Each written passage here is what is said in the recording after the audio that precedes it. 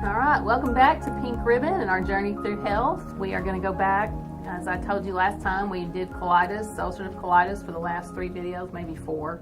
And now we're going to move on to cancer. But before we do that, I want to introduce you to my new associate and daughter-in-law, Olivia Ramsey.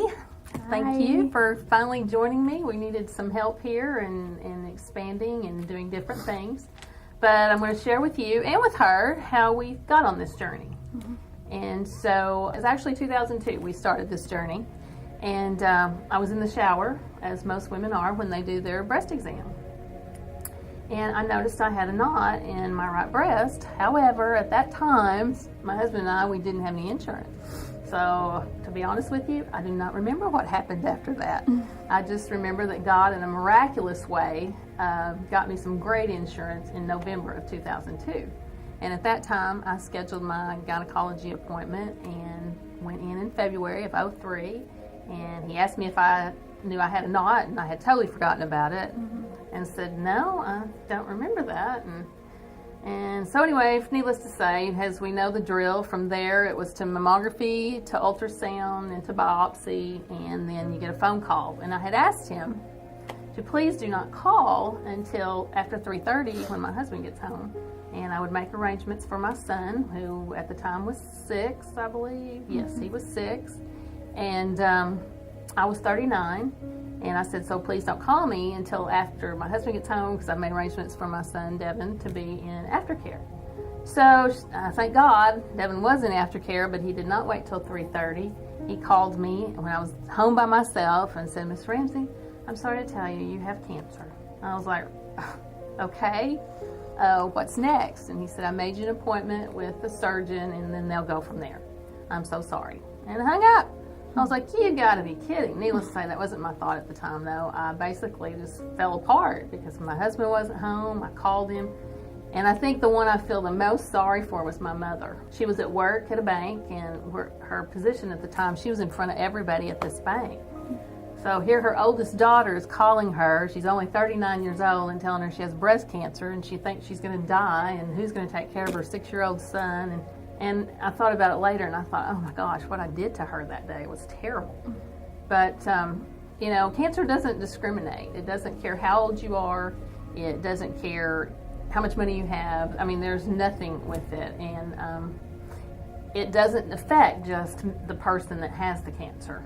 And so that's kind of where I would like Olivia to talk a little bit today, because as I said, Devin was 6 at that time. And my treatment at that time is I had a lumpectomy in my right breast, and they told me they got it all. And that's really, for some reason, I just emotionally was not ready for what they really wanted to do to me, because it had gone to a lymph node or 2. But I didn't understand what that meant. So I just heard they got it all, and I was done. So I chose no treatment. So, what it did to everybody, even at that time, was very scary. Mm-hmm. But is that something you discussed with your family about doing the no treatment with Stan and your mom? Or I discussed it with Stan. Stan and I discussed it. I'm not real sure I discussed it with the rest of my family. Mm-hmm. Truthfully, I can't remember. I've had too much anesthesia, which I'll just be honest, I love anesthesia. I love to go sleep. I do. She gets really excited. I just like the anesthesia. But it's that moment you get to go to sleep and forget the world. So, I totally get that. No, I don't remember. I know Stan and I talked about it, and I know we kind of told Devin, what was wrong with mommy. You got this neat little book that there are some that tells you how to tell your small children, that you have cancer.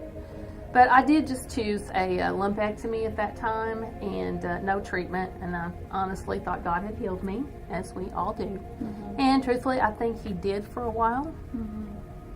But because in 2006, I was 42, I actually had been working out. I was 42 and fit, not like I am now, 55 and fat. So I felt a pulling, and I thought it was scar tissue from the lumpectomy, and went in and found out it was not scar tissue from the lumpectomy, but it was actually the cancer had come back. So I had to make a choice. So that's when I made a choice to have a double mastectomy, and so that's kind of where it is. And I will tell you, and then we'll go into more detail of what all was involved later. But I did have 8 chemo treatments. I had 25 radiation treatments. And I didn't realize at that time how it affected my son until much later.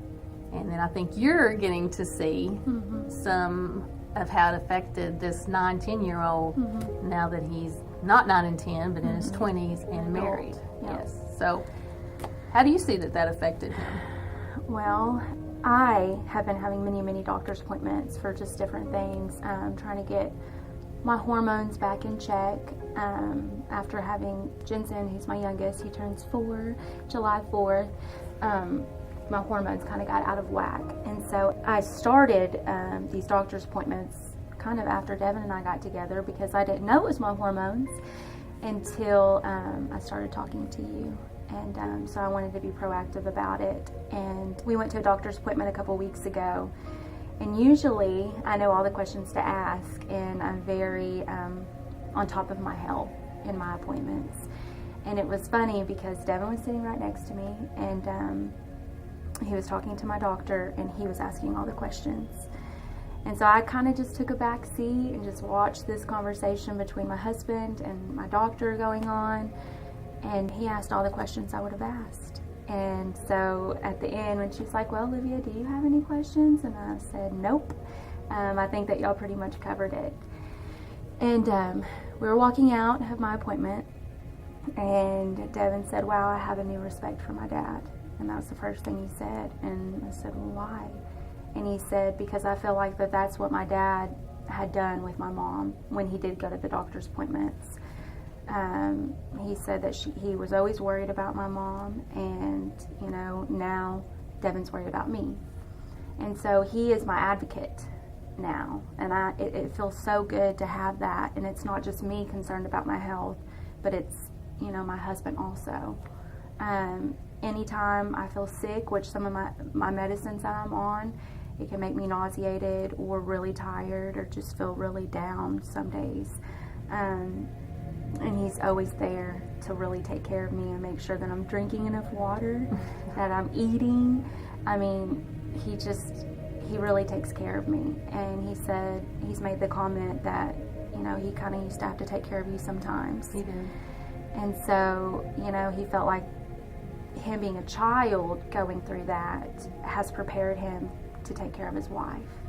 And he does it so well. So I really feel like that's probably something that he's brought over into our relationship from y'all's relationship. Yeah. Devin and I are very close, as Olivia will tell you.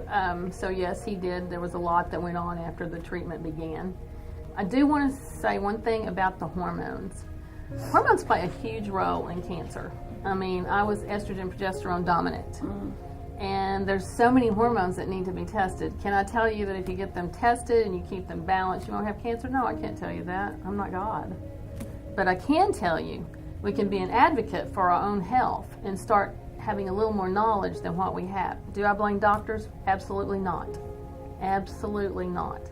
I believe Olivia actually is a nurse, so for my son to ask more questions than she did is a little bit different, but she actually is a nurse, and they don't get a lot of education on hormones and different things in school. So I don't blame the doctors. Plus, in today's world and medicine the way it is today, they're so busy they don't have time for all of this. So we're going to go into a lot of detail from here on out on hormones, chemotherapy, side effects, things that people don't know, just as simple as when you start to lose your hair, your head's going to hurt, your hair will hurt. So, or your head is cold at night from not having, the hair to kind of keep you warm. I'm learning things every day from, these clients that come in, and that's just what's so beautiful, because they come to us for help, but yet they teach us things every day, and they really kind of help us. So that's what's really neat about it.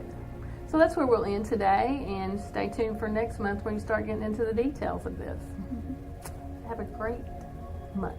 Yes.